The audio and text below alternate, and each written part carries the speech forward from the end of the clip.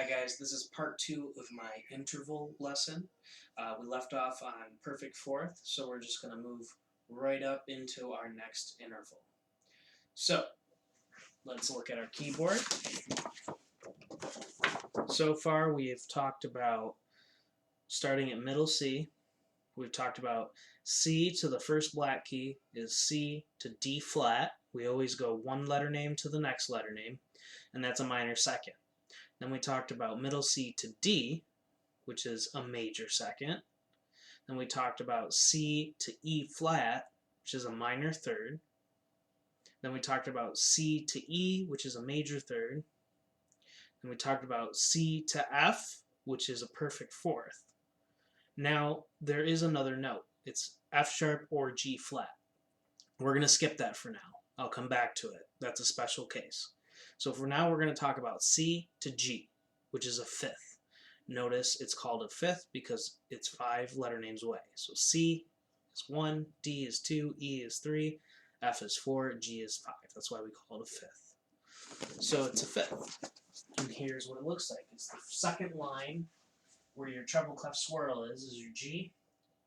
So let's count C, D, E, F, G. 1, 2, 3, 4, 5.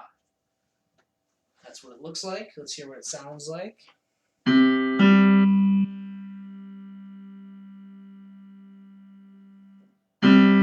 Just like the fourth, there's no minor fifth, there's no major fifth. We just say perfect fifth. So perfect fourth, perfect fifth.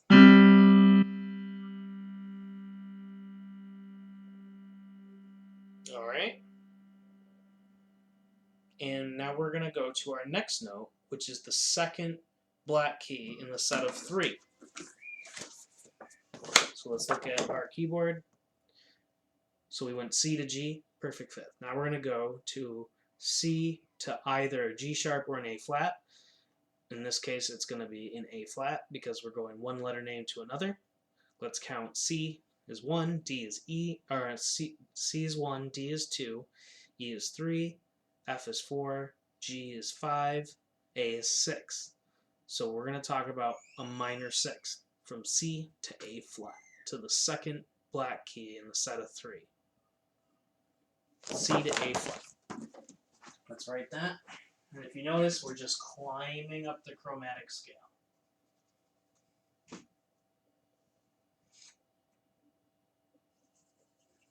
Our flat goes to the left of the note, and we count up C, D, E, F, G, A. 1, 2, 3, 4, 5, 6. And it's a minor sixth. So here, let's hear what that sounds like. That's what it looks like on the board. Let me get out of the way. This is what it sounds like. Play together. Play it higher up.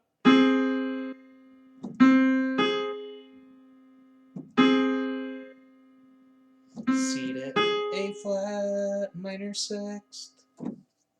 Look at our keyboard. C to A flat. So start on middle C, count up your letter names, 6 letter names, 1, 2, 3, 4, 5, 6. You're on A, but we're just going up our chromatic scale stepwise, so we're going a half step at a time, one note at a time. So we did a fifth, which was G. The note right next to that is A flat. C to A flat, minor sixth. And just like our other intervals, we'll go right up the chromatic scale, erase the flat. Now we have C to A.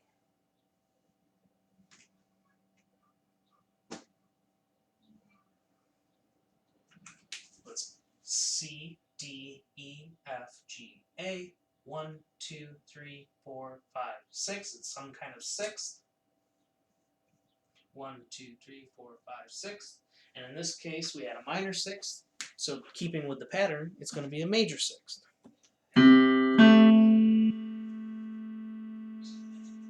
Hear the difference between the minor sixth? Sad-ish.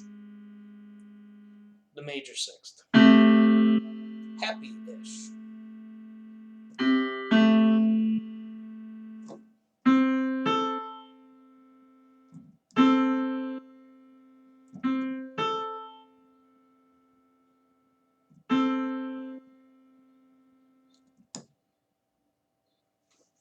right.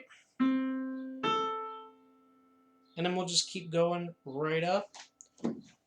So we have 1, 2, 3, 4, 5, 6. I almost wrote a 7. That's funny. All right, so 1, 2, 3, 4, 5, 6, 7. What comes after A in the alphabet? B. So this is going to be some kind of 7th. But remember, we're going right up our chromatic scale, one note at a time. So this is going to be 1, 2, 3, 4, 5, 6, 7. B flat, E, G, B flat, C to B flat. 1, 2, 3, 4, 5, 6, 7. C, D, E, F, G, A, B flat. Why is it B flat? Let's just remind ourselves. We're going right up the chromatic scale that we talked about. So C, D flat, D, E flat, E, F. And then we have G, and then we have A flat, we have A, and we have B flat. C to B flat. This is a minor 7th. This is what it sounds like. Together. Lower.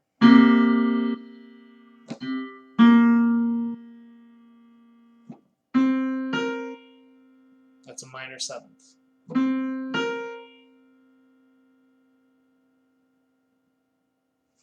Alright. And then, keeping with the pattern, erase the flat.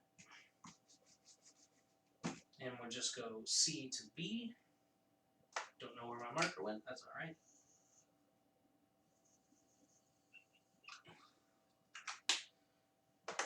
C to B.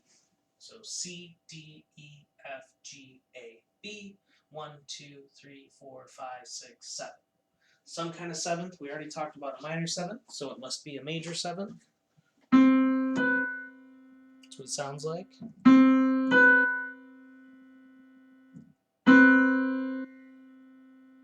Notice the difference in the two.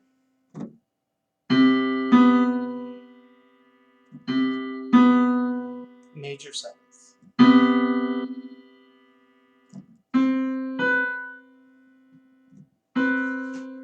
That's what it looks like on the board.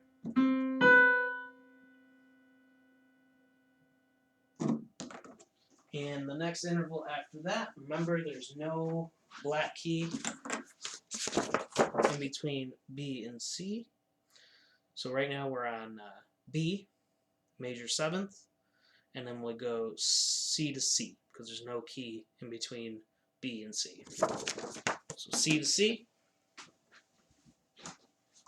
Erase this. Remember, you eat fudge with your face. So F, A, C. C, D, E, F, G, A, B, C. 1, 2, 3, 4, 5, 6, 7, 8. Now, 1, 2, 3, 4, 5, 6, 7, 8. We've gone all the way up our chromatic scale. Now, do we call this an 8th? We could. We could say perfect 8th. Or we could just say it's an octave and simplify it. Octave, oct, meaning 8. So low C to high C is an octave. Same note, one's lower pitch, one's higher pitch. When you travel on the staff, the note's going this way. It's called ascending. That's going higher in pitch. The note's going this way down is descending or lowering pitches. As in like a scale. So we've gone over all of the intervals except for one, the one I skipped. Why did I skip it? Well, because that's called a tritone. It splits the octave in half. So if you go where it says middle C, count 6 half steps, or 6 notes that are right next to each other. So D flat, D, E flat, E, F, F sharp, or G flat. 1, 2, 3, 4, 5, 6. 6 half steps. that C to F sharp or G flat is a tritone. So C, D, E, F sharp, or G flat. That's a tritone. It's 6 half steps away. It's the weird one. So part of your vocabulary will say tritone and 6 half steps. I'll put HS for half steps. Tritone. Here's what it sounds like.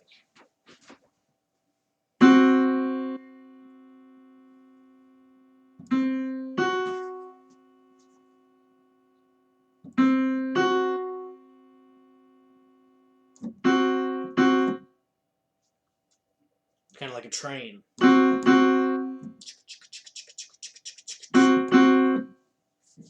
Alright, so now let's look at our keyboard and review what we just talked about. So starting on middle C, you go 1 note over. That's a minor second. You go 2 notes over. That's a major second. Then we have minor third. C to E is a major third. Perfect fourth. Tritone. Perfect fifth. Minor sixth. Major sixth. Minor seventh. Major seventh. Octave. Now if we play our chromatic scale,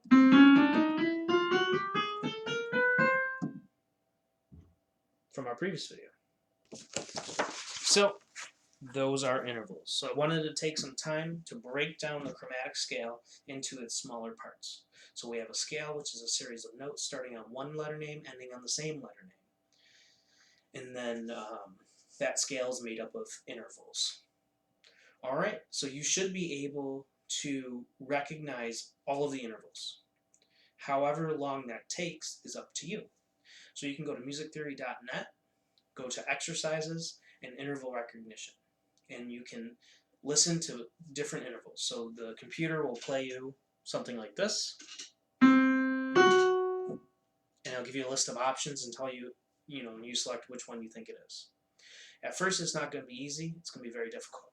But the more that you do it, the better you'll get at it. Eventually, you should be able to recognize all of the intervals, what they sound like. So if somebody were to play those intervals, you can go, oh, that's a fifth, or that's a fourth, or that's a minor sixth, or so on and so forth. All right? So practice that every day. If you want to get really good at it, if you're just dabbling because you're interested just to learn a little bit, that's fine. If you want to get more into it, I would recommend you practice it every day for 15 minutes a day. Interval recognition. Also do interval recognition as far as what it looks like written on the staff. Maybe take out some pieces of music that you have and try identifying different intervals, different note relationships. All right? If you have any questions, feel free to contact me. Also, if you go to my Music for All Abilities playlist, you go in that series, I do have a video where I sing all these intervals and I give you different songs that can help you remember them. Like, for example, a minor second is like from the Jaws theme song.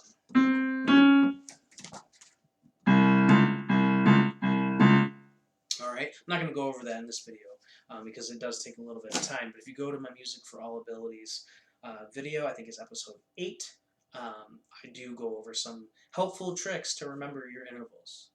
Alright, I'll see you in the next video.